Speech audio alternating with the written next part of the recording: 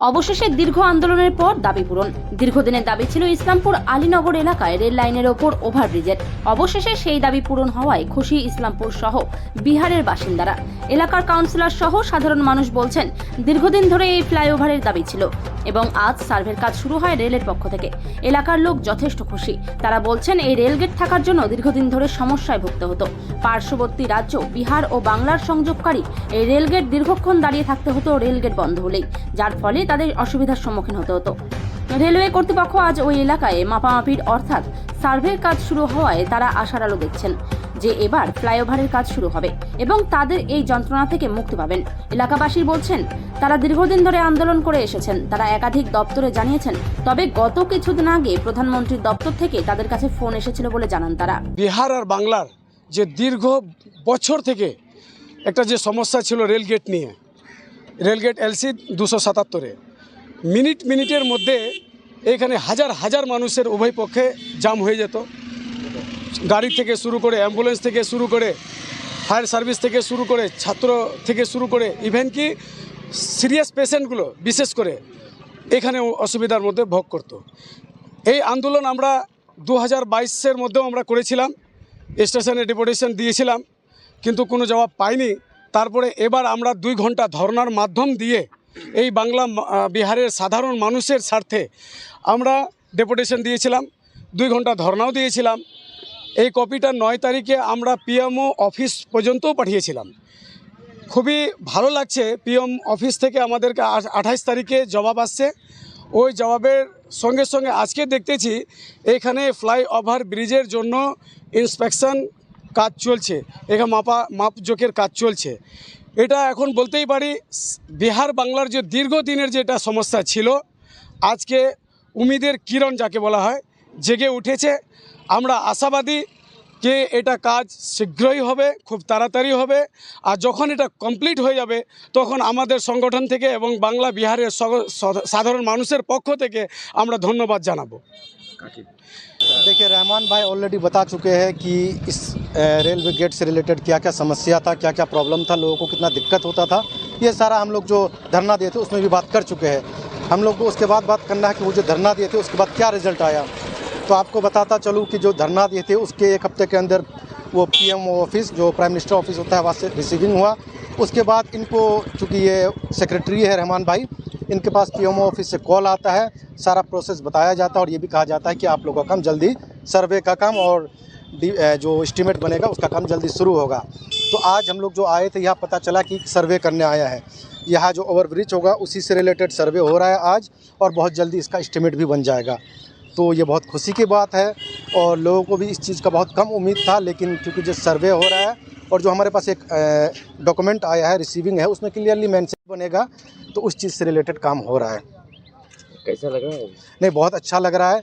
इसके लिए हम जितने भी प्रशासन हो, रेलवे बोर्ड हो, प्राइम मिनिस्टर ऑफिस हो, इसके अलावा यहाँ के बिहार के और बंगाल के जितने भी जनप्रतिनिधिगण हैं, उसके अलावा खास करके गुरुदास जी का, कन्हैया अग्रवाल जी का, अब्दुल करीम चौधरी साहब का, ताहिर भाई, इमरान भाई, हमारे सेक्रेटरी साहब का, हमारे मुखिया जी का, और जितने भी लोग हैं, तमाम पब्लिक जो इसमें पार्टिसिपेट किए हैं।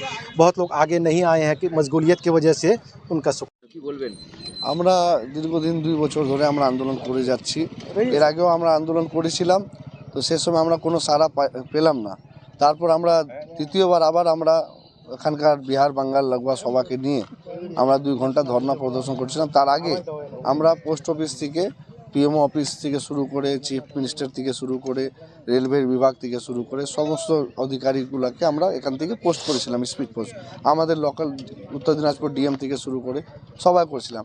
তো আমাদের ডিমান্ড কমিটির যে সেক্রেটারি আছে রহমান দা, ওনাকে একটা ফোন আসে সেন্ট্রাল থেকে যে এমন ব্যাপার আছে, আপনারা আন্দোলন করছিলেন, সেটা আপনাদের আন্ডার প্রসেসিংয়ে চলে আসছে। আপনাদের যে ডিমান্ড করা হয়েছিল তার আপনাদের ডিমান্ডের ভিত্তিতে আপনাদেরকে এখান থেকে অ্যান্সার দেওয়া হয়েছে। তারপর আমরা একটা পোর্টাল খুলি, তার মধ্যে আমাদেরকে details for registration number PMOPG D 2014 0254559 এই রেজিস্ট্রেশন নাম্বার পাই আমরা। এই নাম্বারের আধারে আমরা এখানে ডিটেলসে আমাদেরকে লিখে দেয়, এই গেট নাম্বার লিখে দেয় যে এই গেটে আপনাদের আন্ডার প্রসেসিং স্টার্ট হবে, আপনাদের এখানে জিও ট্যাগিং হবে, হ্যাঁ শিগুড়ি। তো আমরা এত তাড়াতাড়ি এখানে অ্যান্সার পাবো এটা আমরা কোনোদিন ভাবনাও করতে পারলাম না।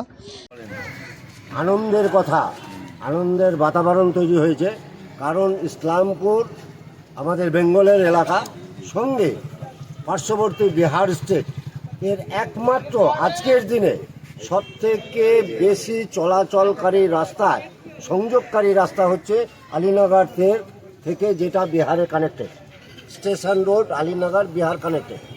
সেই রাস্তাটায় যেহেতু এনএফ রেলওয়ের ডবল লাইন গেছে এবং ইতিপূর্বে ছোট মিটার গ্রেজও ছিল, যাই হোক মিটার গ্রেজ আজকের দিনে নাই, কিন্তু এই ডবল লাইন যাওয়ার জন্য প্রতি মুহূর্তে প্রতিটা লোক এর জন্য খুবভাবে বিচলিত ছিল, যার জন্য আমরা বিহার বাঙ্গাল সকল নেতৃত্বস্থানীয় লোককে, বিশেষ করে আমাদের ইসলামপুরের বিধায়ক আব্দুল করিম চৌধুরী সাহেব, আমাদের দীর্ঘকালীন আমাদের অভিভাবক তথা ইসলামপুর পৌরসভার পৌরপিতা শ্রী কানাইলাল আগরওয়ালা মহাশয়, ইনাদের নেতৃত্বে আমরা দীর্ঘদিন থেকে আন্দোলনটা করছি এবং এই আন্দোলনের রূপরেখার মূল চাবিকাঠিটা আছে আব্দুল রহমানের কাছে। উনি যথেষ্ট সচেষ্ট এই রেলগেটের ওভারব্রিজ হওয়ার জন্য, যার জন্য আজকে কিছুদিন আগে গত 26 তারিখেই পিএমও অফিস অর্থাৎ প্রাইম মিনিস্টার অফিস থেকে এটা অলরেডি কাঠিয়ার ডিভিশনকে ডিপিআর রেডি করবার জন্য পাঠিয়ে দিয়েছে, যার মেসেজ আমরা পেয়েছি।